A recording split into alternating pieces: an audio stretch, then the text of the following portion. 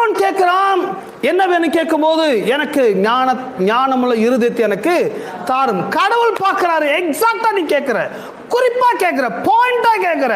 உனக்கு அறிவு இல்லைன்றது புரியுது, ஞானம் இல்லைன்றது புரியுது, உனக்கு அறிவு வேணும்னு கேட்கிற. இப்போ நான் உனக்கு சொல்றேன், நீ ஞானத்தை கேட்டபடினாலே உனக்கு ஞானமும் கொடுக்கிறேன், நீ கேளாத ஐஸ்வர்யத்தை நான் கொடுக்கிறேன். என்றால் இந்த உலகத்தில் ஒவ்வொரு மனுஷனும் தான் ஞானத்தில் குறைவுள்ளவன், தான் அறிவில் குறைவுள்ளவன், தான் விவேகத்தில் குறைவுள்ளவன், தான் புரிதலில் குறைவுள்ளவன் என்பதை புரிந்து கொண்டால் ஒழியே அவன் மருத்துவம் பார்க்க மாட்டான். ஆமென்.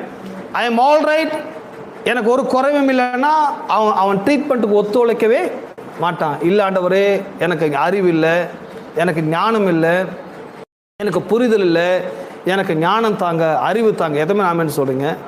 அது இல்லைன்றது சொல்றதுல